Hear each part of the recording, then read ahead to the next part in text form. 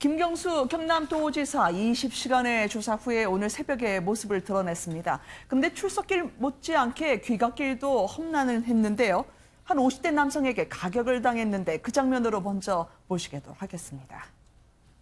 저는 특검이 원하는 만큼 원하는 모든 방법으로 조사에 협조하고 충실하게 소명했습니다. 이제는 특검이 어떤 정치적 고려도 없이 오직 진실에 입각해서 합리적이고 공정한 답을 내놓을 차례라고 생각합니다. 이제 저는 경남으로 내려가서 도정에 전념하고 경제와 민생 살리기에 최선을 다하겠습니다. 특검이 원하는 대로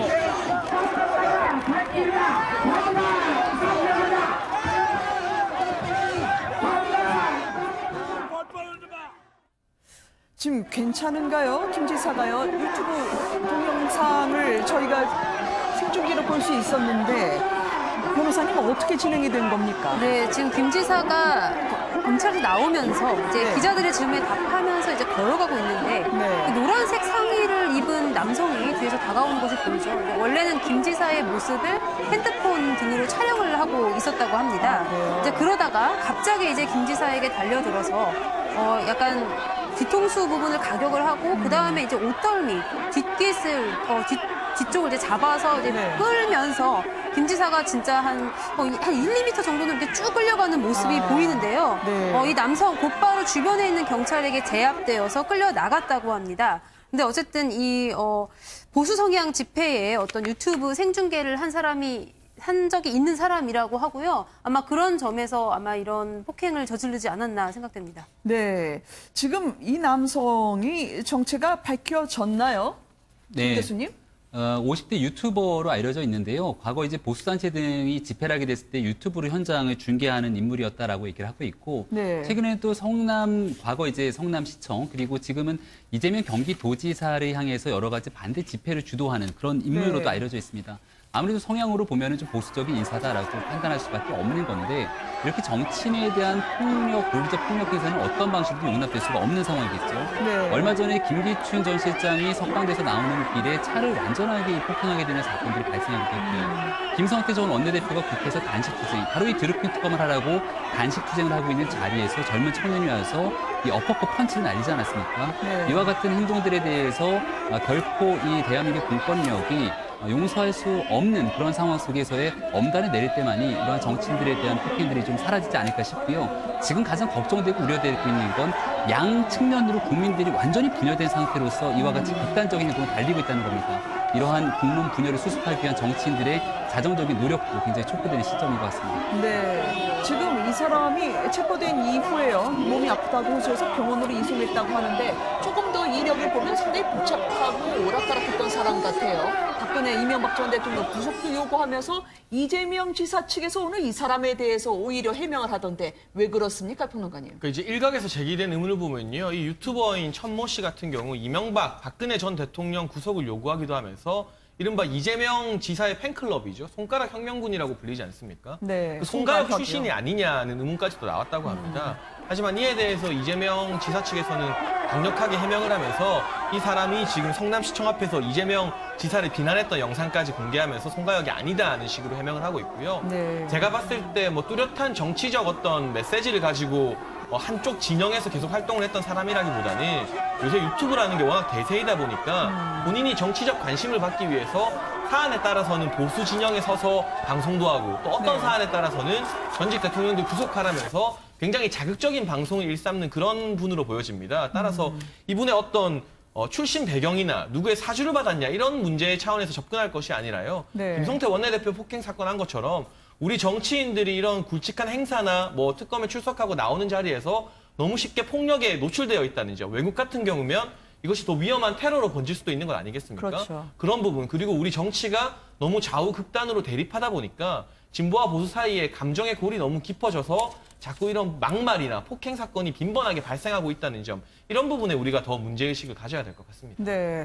한때는 이미 이재명 지사를 지지하기도 했었고요. 그랬던 사람들이 나중엔 또 반대로 돌아섰던 정체불명의 사람이었던 것 같아요. 이 변호사님. 지금 저 사건 이후에 신병이 확보되어 있고 경찰이 지금 신변 보호를 하고 있기 때문에 추가적인 조사는 이루어져야 될 것 같습니다. 그래서 어떤 동기에서 저렇게 핸드폰으로 관여를 했는지, 그다음에 어떤 활동을 했는지에 대해서는 지금 여러 가지 설들이 있습니다. 근데 아직까지 확인된 바는 없습니다. 뭐 손과역의 일원이 아니었냐라는 말부터 시작해서 아니다, 오히려 이재명 지금 현 경기도지사에 대해서 반대하는 쪽이 있었다. 그렇기 때문에 그거에 대한 뭐 이야기들은 아직 설로 남아있는 상태인데, 저는 이런 말씀을 드리고 싶습니다. 지금 SNS라고 하는 것이 어떻게 보면 좋은 도구가 되고 어떤 커뮤니케이션의 툴이 되고 있는 상황이지만, 지금 SNS로 인해 가지고 양측 간에, 소위 진보나 보수 간의 어떤 그 논쟁을 보면은 정말로 살벌할 정도의 지금 언어들이 오고 가고 있습니다. 그런 상황에서 감정이 격화되고 저렇게 쉽게, 아까 말씀하신 것처럼 여러분들이 지적하셨던 것처럼 김성태 원내대표 때 가격을 했던 거나, 뭐 지금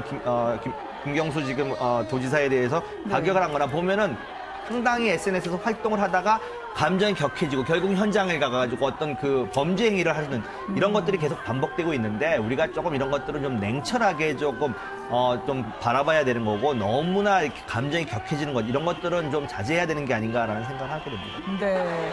대질 조사를 마치고 나왔던 김경수 지사 아니겠습니까? 어땠다고 하나요? 한 방에서 이제 두 사람이 서로의 눈을 마주보면서 한 것으로 전해지고 있는데, 어떤 점에서 가장 쟁점이 갈렸다고 하나요, 김 교수님? 일단은 킹크랩 시연회를 본 적이 있느냐에 대한 여부겠죠. 2016년도 11월 9일에 있었다고 하는 느릅나무 출판사 산채에서 드루킹은 킹크랩과 이 관련된 매크로 프로그램에 대해서 시제품을 시연했다라고 얘기를 하고 있는 거고, 김경수 지사가 이걸 봤다는 겁니다. 하지만 김경수 지사는 여기에 참여가 느릅나무 출판사에 간 적은 있지만 이것을 본 적이 없다는 거고요. 두 번째는 이 공직선거법 위반과 관련된 얘기들이 있는 것이고, 하나가 청와대에 대한 인사청탁, 말 그대로 이 샌다이 총영사로 오히려 역으로 제안했다는 게 김경수 지사 측에서 먼저 김경수 지사가 제안했다는 게 드루킹 측의 주장입니다만은, 이렇게 샌다이 총영사를 제안한 적이 없다고 김경수 지사는 굉장히 강하게 맞서고 있는 상황이거든요. 결국 특검 입장에서는 대지신문을 통해서 뭔가의 내용들을 확보하려고 했지만 여기서도 큰 성과가 없다라면은 물증이나 핵심적인 증거가 없는 상태에서 이것을 입증하는 데는 굉장한 어려움에 봉착되지 않을까라고 생각되기도 합니다. 네. 그러면 이 특검이요, 김경수 지사는 원하는 모든 방법으로 특검이 원하는 만큼 내가 소명을 했다 이야기를 하는데, 구속영장 청구에 대해서 어떤 고민을 하게 될까요, 특검 같은 경우 지금 특검 기간 연장에 대한 고민도 하고 있을 것으로 보여지는데요. 사실 그 부분은 정치적 논쟁이 심화될 수 있기 때문에 내부적으로 특검 기간을 연장하지 않는 방안을 사실은 더 우선순위로 고려하고 있다고 합니다. 그리고 구속영장 같은 경우는 저는 청구할 가능성이 상당히 높다고 보는데, 지금으로서는 뭐 김경수 지사가 이 출판사에 참석해서 킹크랩 시연회를 보는 등의 핵심적인 증거가 될 수 있는 CCTV 화면 같은 것은 남아있지 않습니다. 사실상 정황 증거에 의지해야 되는 상황이고요.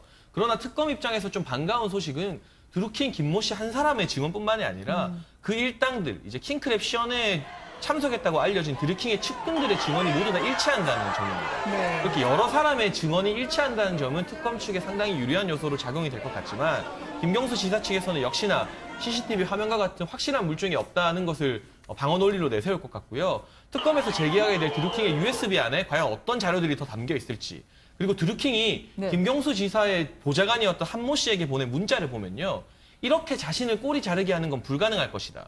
그리고 그동안 김경수 지사의 지시로 작업한 기사가 무려 8만 건에 달한다는 문자를 보냈습니다. 그 문자 내용을 특검 측에서 확보했기 때문에 재판부에서도 이 구속영장 어떤 발부에 대해서 상당히 깊은 고민을 할 수밖에 없을 것 같습니다. 네, 이 변호사님 어떻게 보세요?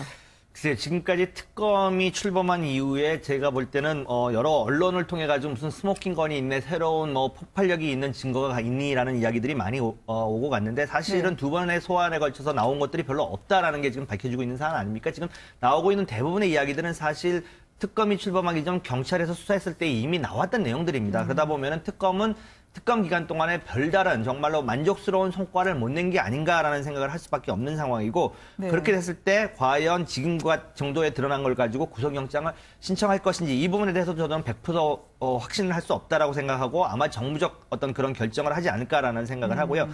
원래 특검을 받겠다라고 제일 먼저 앞서서 주장했던 게 김경수 지사 본인이었기 때문에 지금 그 부분에 대해서는 아직까지도 자기는 떳떳하다, 지금 이야기되고 있는 모든 것들이 저쪽의 일방적인 주장에 불과한 거지 그것이 하나도 입증될 수 없다라는 이야기를 계속 하고 있고 아마 이런 식으로 공방이 오다가 끝나지 않을까라는 생각을 조심스럽게 해봅니다.